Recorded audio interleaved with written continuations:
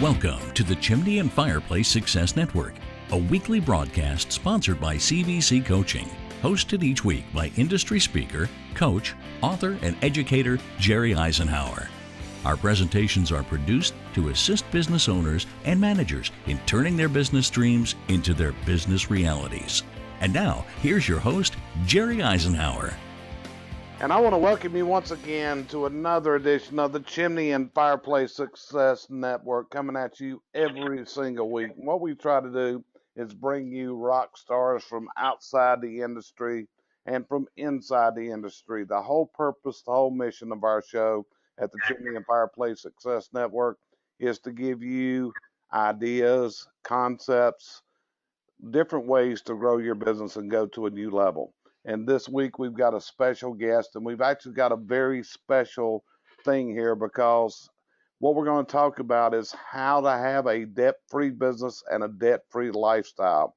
And several years ago, I met this guy, met him for years, but I got to know him deeper and deeper and found out that he had actually embarked on this journey some years ago and was actually living a debt-free and a business and personal lifestyle, both in his family and his business.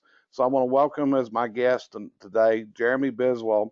Jeremy is a past president of the National Chimney Sweep Guild. He's been around the industry, and a lot of people that know him, Bart Ogden, one of the guys he mentored under, actually calls him the Golden Boy. So Jeremy, you out there with me tonight? I am. How you doing? I'm doing great, brother. So you ready to spread some knowledge and help some people out here and how to go towards this debt-free thing? Yeah, hopefully we help some people. That's it. So listen, I know that you are committed to, and you and Brandy live what I'm going to call a debt-free lifestyle, and you do this in both your personal and your business life. So here's the question I want you to share with everybody. Have you been like this all your life? Did you grow up this way and it's just nature, or did something strike you and got you started on this? And how did you make it work, man? Because it sounds like it's a tough thing to do. Yeah, absolutely not. We did not start off this way. We started off like everybody else, had parents that borrowed money and had 30-year mortgages and followed the typical path of most people in their financial life. So basically, once we started the, hey Jerry, I'm getting some feedback. I think it might be your end. No, I'm not hearing it. Go ahead. You're okay. I'm echoing. It's weird. Don't worry about it. It's not coming through on this side. Go ahead. Okay. So anyways, so when we first started the business, we took out a business loan like most people do, and of course it was a high interest business loan, about $10,000, and had the big payments and everything because we didn't have any credit or anything. And once I got a lot of that under control, we were still pretty young, and it seemed like I was working a lot. 5 to 7 days a week, long hours. Brandy was in school and also working. And at the end of every month, we hardly had anything to show for it. We knew money was coming in, but there just wasn't any left over. And I thought, man, this doesn't seem right. I'm working a lot, working hard. So what's going wrong here? And one day I was kind of talking to my mom about it. My mom said, hey, you ought to listen to this guy on the radio. His name's Dave Ramsey. And he has a daily show on the AM station where people call in with debt issues and money issues, and he gives them answers. So I started to listen to that and caught on and really liked it. And Brandy and I were driving to her mom's house for dinner, and we drove by a church, and they were boasting that they were going to have a Dave Ramsey class. So he has a course that you can take that kind of teaches his philosophy on things. It's called Financial Peace University. So we signed up and we ended up taking that class and followed through on everything, and then started working on the concepts. It took us about 3 to 4 years, and we got all of our personal debt paid off, and then we whittled at the business. and got the business debt free as well. So, Jeremy, what's some of the things you have to do? Like when you say you whittled the debt down, tell me some of the things you did. I mean, did you keep living the same lifestyle, or did you have to drastically change your lifestyle in order to accomplish this? I don't know if it's drastic. It might sound drastic to a lot of people because it's abnormal to not have cable and to pay really close attention and try to make lists and meal plan weekly and sell all your toys. We as business owners, you go through the day and you work hard and you end up working hard and playing hard, and you go, hey, I deserve this or that. I deserve a fancy car, a big house, or a toy, a boat, what have you. I deserve elaborate vacations, things of that nature. And hey, I've got this money coming in. I've got all this money coming in. So of course I can get loans and credit cards and everything else to spend that, because the bank sees, hey, this is how much earning potential I've got. So everybody will loan you money. So basically what we did was we started going the opposite of what everybody does. I had a motorcycle. I sold it. We had extra stuff. We sold it all. We whittled it down, got bare bones. Meal planned every week. If it wasn't on the list, we didn't purchase it. Got rid of a lot of the luxury things in our lives. Skipped a couple of vacations. Did some cheaper things. Stopped going out on the weekend. Definitely stopped buying a bunch of alcohol, things like that at bars. It can get pretty expensive. And we were younger. Of course, we don't go to the bars and stuff even at this age, but back then we did, So that was a lot of the things, a lot of what some people would say sacrifice. I kind of call it trimming the fat and getting down into reality. Yeah. So then you take all that extra money. I mean, you budget everything out, and you go, okay, this is how much it costs me to live, and this is how much we have at the end of the month. And then you put whatever extra you can onto the debt, and you start with the smallest debt, and you throw all that money off, and then you pay that off. Then you take that same amount of money and you put it on the next debt, the next largest debt, and that's called the debt snowball, is what Dave Ramsey calls it. Until you get all the way up to the biggest debt, which is usually your home, and you start whittling on that. And next thing you know, you've got a 30-year mortgage that you've just whittled down and paid off in less than 10 years. Right. So you made extra house payments, which went directly to principal, correct? Yes. Yeah. And when you do that, you back then, I don't know how people do it now. I haven't had a mortgage on anything in so long, but you used to get a payment book.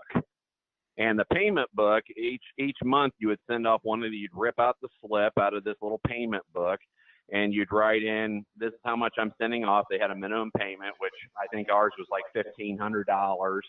And at the time we had money escrowed for insurance and taxes and everything, right? Yeah, because we didn't just pay that. It came out monthly, so the bank would pay those. And so then it had a breakdown where if you wanted to throw more on the principal, or not on the principal, on the interest, on the principal. You want to put more on the principal, you could write that in and send that extra check in. So yeah, that's what we would do. And there's little tricks out there, making extra payments every month and breaking them down and everything. I just did it once a month, and I took whatever extra I could throw on it and threw it on it, and kind of get systematic after a while, and you get used to living that way, and the money's just there, because if you're not spending it, it goes right back into your account and it stays there. Yeah. Dave Ramsey, part of Dave Ramsey's story, wasn't he a financial failure? Didn't he fail bad? And that's how he learned how to get on top of this and how he has this drive today. Yeah, he was kind of in real estate, and he would buy and flip houses, and he was basically rolling bank loans, and eventually they caught up to him. He claimed bankruptcy, and right when he did all that and was trying to get himself back out of debt, that's when he derived this whole system.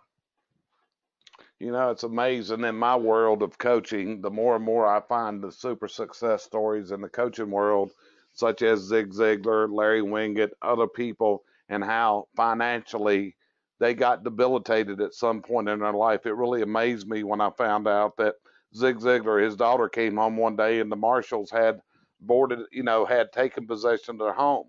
And those are the kind of things that affects people, and where I'm hoping, what I admire about you guys is y'all made this decision.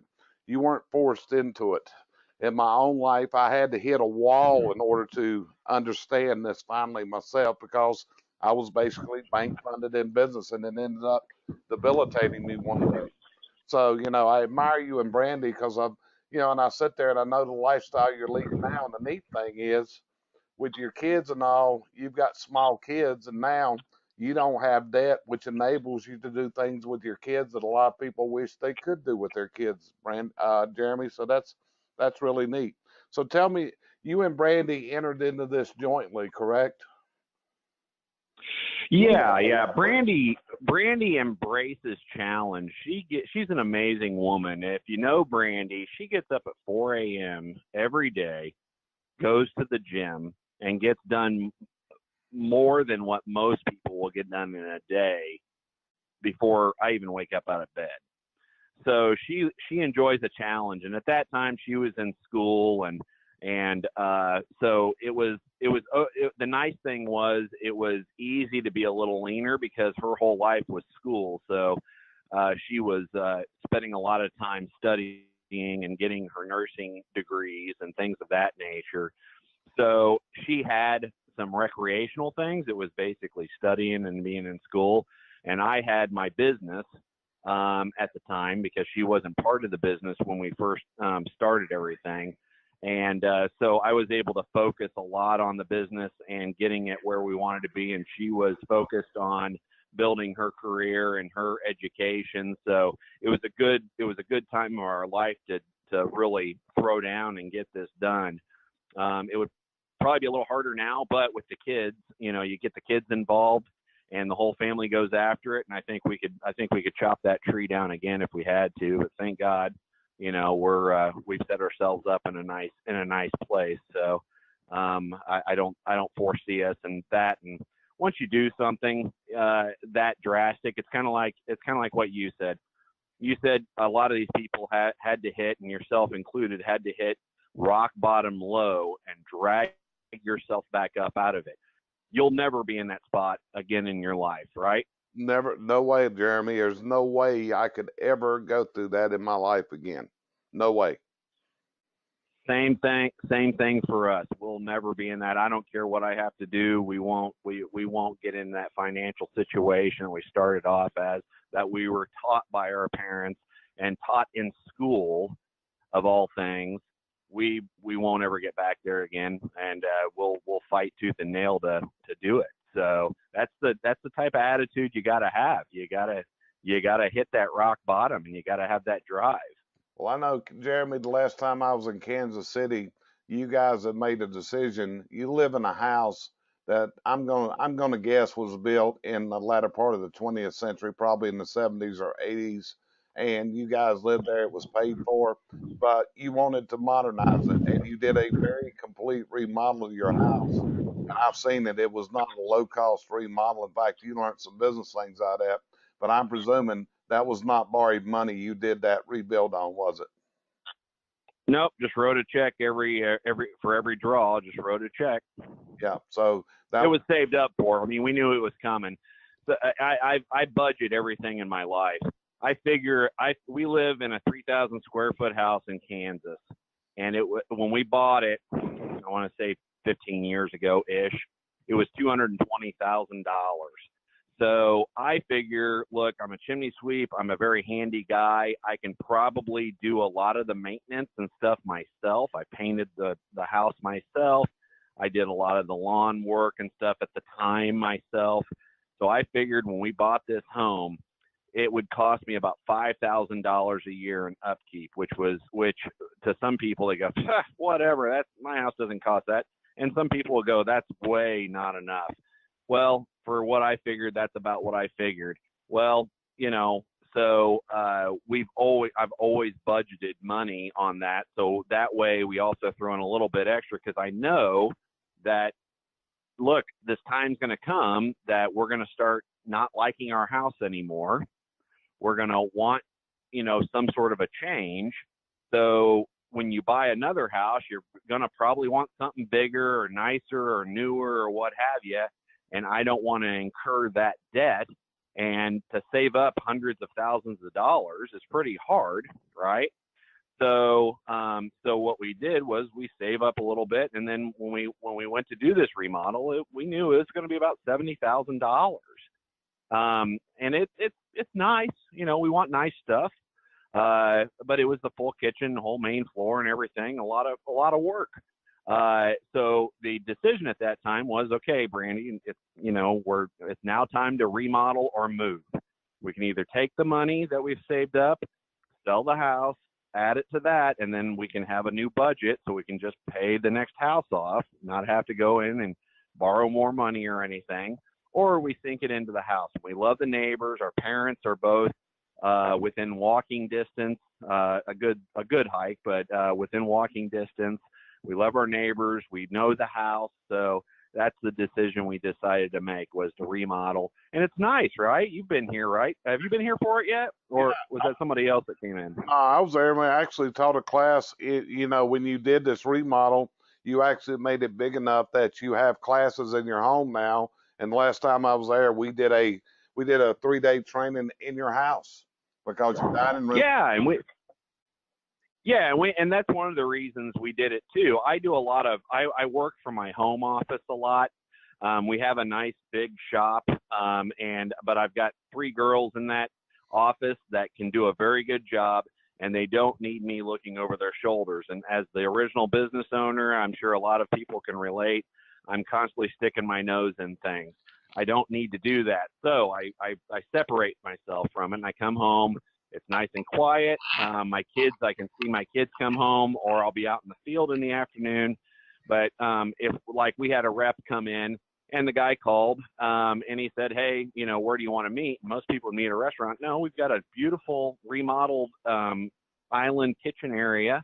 I can bring him in. I can make my own coffee and offer him a cup or what have you. And if people come into town, we can host people here. It's very nice. So it's a kind of double duty. I need to find a way to write some of it off tax-wise. Let me ask you this, Jeremy.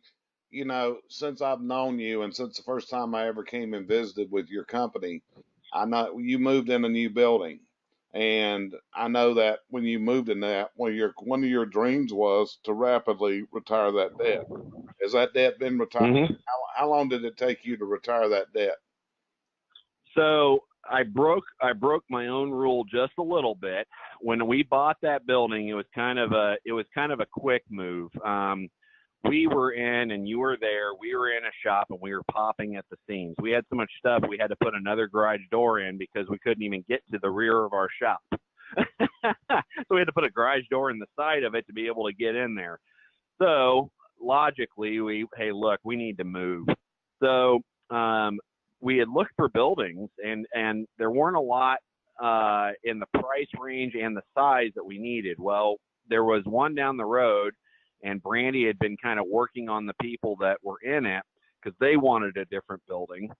So they decided to sell it. So all of a sudden, we were looking at a new building. I think we bought it for $230, $230, up to $250. I can't remember. I'd have to look it up. But anyways, and we were in a $135,000 building, before. So obviously we got, even if we sold it ASAP, we probably wouldn't get much more than what I bought it for a couple of years back before that.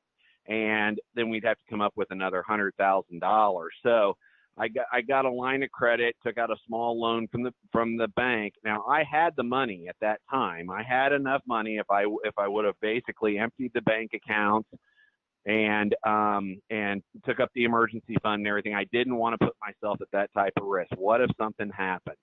So we took it out, and I figure, okay, I'm going to have this thing paid off in about 2 years. Well, we did it in a year, but believe me, you laser focus that, and it's amazing on how fast things you can do.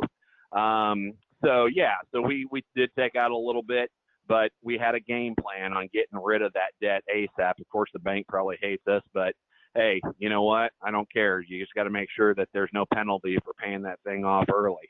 Yeah. So does this, I mean, if you see you need a new tool, then this makes it much easier, or we'll say you want to provide a new service or make any kind of investment in the business. This makes it a lot easier decision. But at the same time, you're not somebody that just throws money right and left. You measure the ROI of everything you buy, I believe, correct? Yeah, I research, and I keep files on things. Like if I go, hey, I want to get into duct cleaning, I start to research it. I talk to people, I run into people, I look into different things, and I make a file. And I never jump into something ASAP. You got to do it slowly, and you got to make sure you're making the right decision, because since we're not borrowing this money, we've got to bring it, and we want to make sure that the money's there. So, so we kind of start budgeting for it. So nothing's a hurry up and jump in thing. It's always a not a very long process, but it's kind of a thought through. Everybody in their right mind is an impulse buyer. Jerry, I've been staring at the same motorcycle. I really want a new motorcycle, and I've got the money to do it, but I hate to part with money, about $15,000. I've got my old motorcycle, and it works great, and I probably won't get rid of it. But I keep on looking at this thing. It's probably going to be gone before I finally get around to it. But, I saved up for it, and I still can't pull the trigger just because that's a lot of money I could be doing something else with or what have you. So it's good to sit back and pull it away from yourself a little bit before you impulse buy it. Even though we really want those things, I run through my head, hey, do I really want another thing that I got to keep the maintenance up on, that I got to get insurance on? I can rent really nice motorcycles for a weekend if I'm just going to ride it, because how much am I going to ride it? What if we have a busy summer? What if I want to go on a trip or something?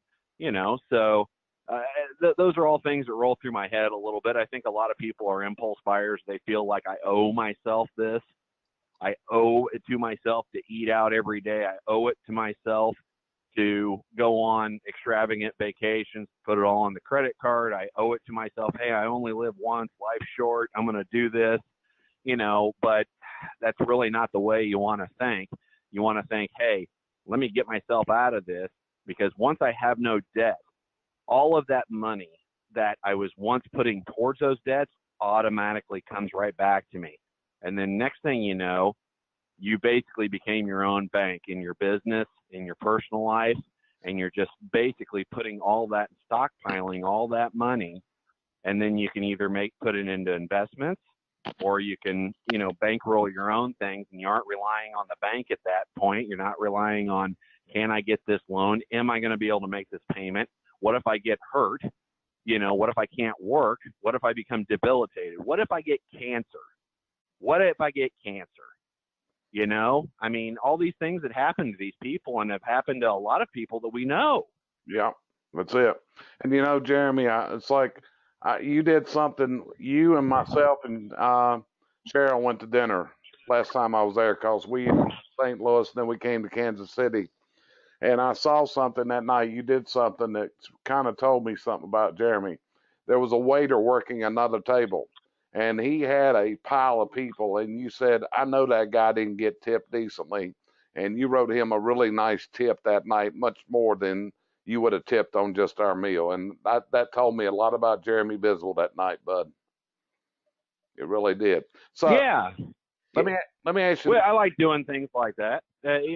I always tell people we have certain things that we give money to, and that's the nice thing about being out of debt. You can give more. That's a huge thing. We give to our church, but I also respect the hardworking American. I respect people that do service related work.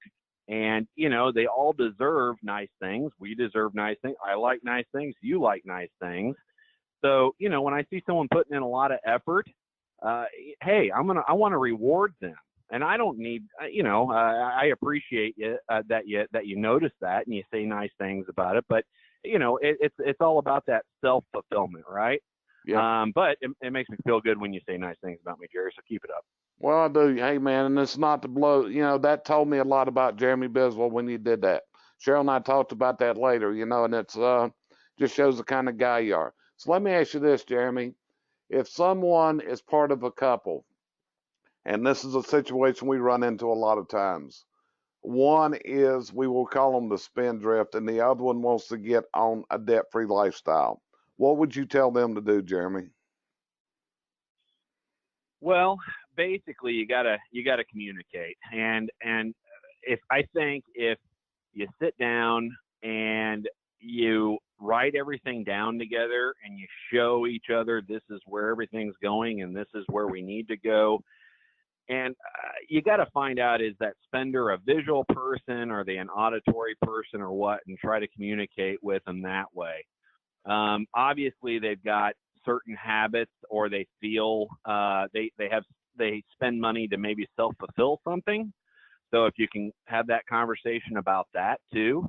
Hey, I know you love Starbucks every morning, but do they really, do they love the coffee that much? Do they love a $5 cup of coffee that much? Or do they just enjoy going and having the social time there or what have you? Maybe they need something. Maybe they need something more. So you gotta have that open conversation. And honestly, I led a group at Financial Peace University at our church here. Brandy led one too, a few months back, and we actually had a couple that was that very way. And they decided to, come to that as kind of a marriage counseling therapy and just see how other people are. And there's a lot of people that are a lot worse off than you think, you might be or someone might be. And I think that helped too. I think that really helped that couple. So hopefully they're doing well. But, they're in my group, and I saw them at church the other day. They seemed to be happy. So whatever happy median they came to. But, I've never met anybody. I've heard it a million times. In fact, it was advice from one of my original business coaches: borrow and build your business with somebody else's money. I'm yet to find anybody that has been able to borrow their way out of debt and borrow their way into becoming millionaires. I've never met any of those people. You talked earlier about all these successful people that you've met.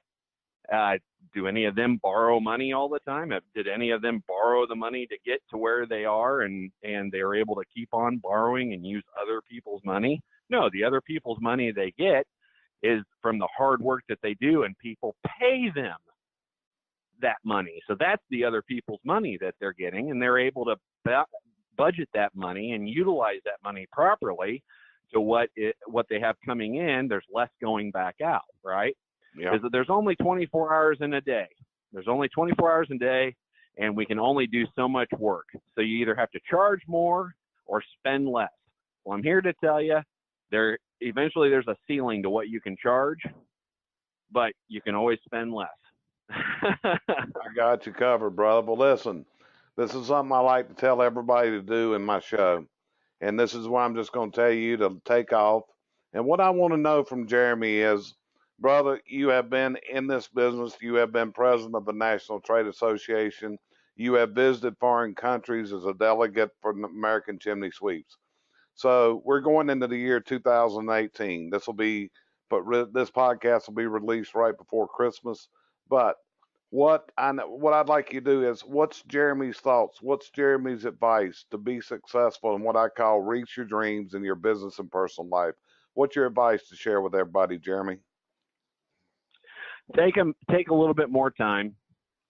Don't run so hard, but take a little bit more time and try to maximize things. You'd be surprised how many things you do throughout the day and how much time you waste and how much energy you waste on certain things that are not bringing you the return that you deserve or that you should be getting. So that's one thing we've been working on in our business a lot. We have this beautiful system, this computer system. We have all this technology now, so we're able to actually. And you always think in your head, oh, I can't give up X because, or this part of the business, or I can't give up going to this part of my service area because we do a ton of business there. But then when you actually look at the numbers and you work it down, you go, oh my gosh, really? Our average return per customer up in that area is $220 when we can go right down the street here and our average is $2,000? Or, man, I spend my entire day prepping for these types of jobs and we have the biggest headaches and my guys have to learn all this new stuff, or they have to do things they're not that good at. It gets frustrating, or I have to go out and do it myself. And you kind of realize, hey, that's not really what I should be doing because our guys are excellent. For example, one thing that we stopped doing was drywall. We suck at drywall. We're not drywallers. So we either need to A, find a contractor that does drywall, or B, just tell the customer flat out, we don't do drywall. So, here's what we are going to do and here's what we can do. And we're very good at this. And that's the point. That's the place where we're going to stop at that point. And that this part of the job isn't included. But for you to go, no, we're going to do all of this stuff, and my guys need to be excellent at 1,500 different things. It's just impossible. So for all the time we were spending on drywall, I was looking, and heck, we could do 2 smoke chambers, and the amount of time we can fix that one piece of drywall because we got to do it, we got to hang it, we got to mud it, then we got to go away, then we got to come back, sand it, mud it again because we suck at it. Okay, then hopefully it looks good again. Okay, we come back, nope, still looks like crap, mud it again. There just isn't a fast way to do that stuff. Now, there might be chimney sweeps out there that are excellent at drywall. They can do it one time, poof, there it is. We can't. We suck at it. Now, if I ever get an employee that's really good, something might change. But honestly, for the amount of jobs that we need to do some drywall on, it was so small, and I was spending all this time retooling, buying extra stuff, worrying about this or that. It was a total eat up. So honestly, we were losing money on that when we could have been focusing on something else and doing something else. So that's my biggest suggestion, is to take a good grand look at everything you do. Find those things that you either don't like doing, or your company, your guys, yourself, or anything suck at it. Also look at service areas, how much time you're spending driving to areas, whittle down to, and be a little snobby. Hey, yeah, I don't want to turn down, this poor person that lives in the middle of nowhere an hour and a half away because there is no chimney service up there. Well, that's great, but if you have to drive an hour and a half one way and then drive an hour and a half back, and then what if that customer has a callback or something? You've just ate up half a day when you could have done 2 customers back here and made twice as much money. So any of that makes sense? Sound like a good plan? That sounds like it, brother. Listen, you did make me think of one question I am going to ask you, Jeremy. One time you and I were having a conversation, and it went like this. I said, Jeremy, you are a guy that I need to know what your secret of success is. And as we talked, you shared something with me that day, and I want you to share it with the people that are listening because I think they all need to hear it. And you said that I think the difference is that if our workload gets slack, I don't lose my cool because number one, I'm not deep in debt. But the other is I know that phone will ring tomorrow morning. And by us not having a heavy workload, I think we're more profitable. Would you expand on that statement? Because I think you and I have had this conversation quite a few times. But slack backlogs don't concern you actually you take a look at it, but you're not going to lose sleep tonight because your workload in a few days looks slack. Can you expand on that for me? No, in fact, we're right in the middle of the busy season right now, and I know we've got 2 openings tomorrow that my office gal is about 4:30, and she was worried about filling, and I said, we'll fill it tomorrow. I mean, heck, we'll come in tomorrow morning to 5 phone calls, and one of those 5 is going to be the lucky contestant on The Price is Right and want that fill in tomorrow. So there's always, so we're kind of in a yin and yang industry. there's an amount of pride and assurance, I guess. And hey, I'm booked out a month, I'm booked out 2 months, what have you. And when I look at something like that, I go, I screwed up somewhere. If I'm booked up that far out, then I screwed up somewhere. I didn't gauge my market properly, because if I'm booked out that far, I'm either doing way too much advertising, or I'm not charging enough, or something of that nature. Maybe I need more people. Maybe I need to hire more people. I need to do something different. Or maybe the reason I'm booked up is because I'm doing crap that I suck at, like drywall, and it eats up 4 times the amount of time, right? Yep. So anyway, time after time, I'd see people griping about real estate agents. And this was kind of my case study. I go, we keep on, anytime a real estate agent calls, when do they need it, Jerry? They need it now. I mean, they got a house closing getting ready to happen. Yeah, and what do they have? 10 days after they decide to sign paperwork, and who gets called first? The home inspector. What if it takes the home inspector 5 days to get there? Yeah. So now they're calling the chimney sweep, and the chimney sweep they have 5 days to get the chimney sweep in, because they've already ate up all their other time. They don't get another 10 days. So basically, you've got this whole market of people that need something Thursday at 1 o'clock, or what have you, and they'll work with that time. They'll work with it if you don't have Thursday at 1 o'clock. So what I did was I go, look, I keep on, everybody grabs. I can't believe they expect that tomorrow. I laughed at them and hung up the phone. Well, I started going, my gosh, how much business am I losing? Those people will pay. They'll pay my rate. And so how much business am I losing? So we started tracking it. It was an entire truck's worth of business. Yeah. I was like, my gosh, I can hire another person. That's insane. So basically, that was one thing. That was one aha moment. The other one was, what's the number one thing you see all over heating and cooling companies' trucks, and when you see it on the commercials and everything? Same day service. Same day service. And back here in Charlotte, we have one, and they run. It's very common here. We run 2 shifts. They run 7 days a week, and their motto is, "We're going to come when you need us, not when we want to come." And they run, the last count I had, they were running several years ago 139 service trucks. So, Jerry, that's exactly where I was going. 139. You ever met a chimney company with 139 trucks? Nope. And I bet you those guys will be there the minute you call and when you need them. It might take a few hours or what have you. So if they're running 139 trucks, and they're probably doing, my God, how much revenue do you think they're doing? Well, let's 20, 30, $40 million a year? I would say, I know that he had his own actor on television that just went to Hollywood, and that's all that guy did. That was a full-time job, was to make commercials for Morris Jenkins Heating and Air. And he's got. So you think they're on to something? I think they're on something. He's got and what it was, and I've used this company in training before, but it was actually Morris Heating and Air that started back in the 40s, and Dewey Jenkins bought it in the 1990s. And Dewey Jenkins is a marketeer. He's not an HVAC guy. He knows how to be. He's a business owner. He's not a HVAC technician that moved up to it.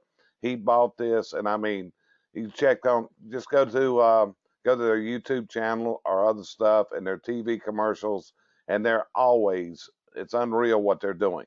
And they do it, and they've got the greatest reputation you can believe.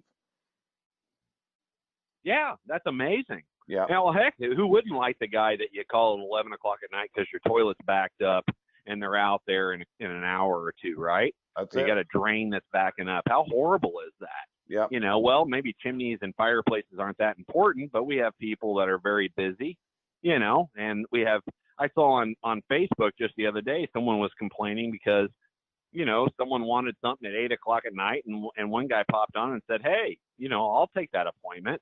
Well, that's not a bad thing. If you want to run those appointments that late, what I would do is, before I just started doing that, I would probably start tracking that and see if it's worth my time to set up that whole thing rather than just go out there randomly, because there's a lot more involved in it.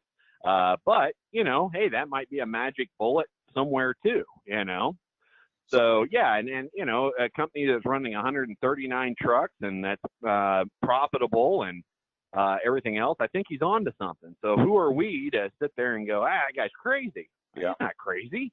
He's just doing something that nobody else wants to do, and he's going down that odd path when everybody else said, hey, let's go this way. He goes, no, I think I'm going to go over here. Yeah. Well, that's exactly what me and Brandy did, and that's the whole reason we're having this conversation, Jerry, is because everybody else goes that way, and we said, hey, let's try this way, see how it works.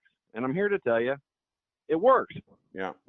Well, for everybody listening, this has been our conversation with Jeremy Biswell. And if you see Jeremy at a convention, he's kind of crazy. Sometimes you may think he's a little off his rocker. That's part of his brand when you look at him. He does crazy, stupid stuff. I know that I will never leave my Facebook open with Jeremy in the room because he'll be picking up my phone and there he goes out there. Right, Jeremy? Oh, it's all good and fun. And you're able to say things that you wouldn't usually say, Jerry. I express those emotions for you through that. Yeah, that's what I need. I need Jeremy to express my emotions. I've always had a problem expressing my emotions, Jeremy. So anyway, brother, listen, I appreciate you taking the time out. We're doing this on a weekday evening, and I know, getting you set up for this. Also, I really appreciate it, and all that kind of stuff. So if you're interested in knowing more about how to live a debt-free lifestyle, this is one of Jeremy's driving forces to see people do this. Jeremy, would that be a true statement when I say that you would be glad to help anyone that wants to accomplish that debt-free lifestyle? Yeah, absolutely. And the offer is still on the table. Anybody that takes Financial Peace University and submits takes that program for the entire duration and submits the diploma that you get at the end of it to me, I'll pay for the class. I'll reimburse them for the class. I didn't want to bring that. I knew that was out there, Jeremy. I didn't want to be the person to bring that up, but that right there, if you want, and I know he's willing to do this because I've shared this with some people, but you got to go to the Financial Peace and you've got to get the diploma, right, Jeremy? Yeah, and it's not an easy task. It's I'm trying to remember how many weeks, maybe 12 weeks. And it's during the week. It's an evening, several hours. So it's a dedication. It's like going in a room of people that need to lose weight and saying, "Hey guys, welcome to Jeremy's version of The Biggest Loser. If y'all lose 50 pounds and you keep it off for a couple months or what have you, then I'll give you $1 a pound or whatever." So it's not easy. Yeah. You're going to have to make some sacrifices, but it's just like all educational tools or anything. Once you get over that, there's a big accomplishment. There's a sense of accomplishment, and you learn something. That's great.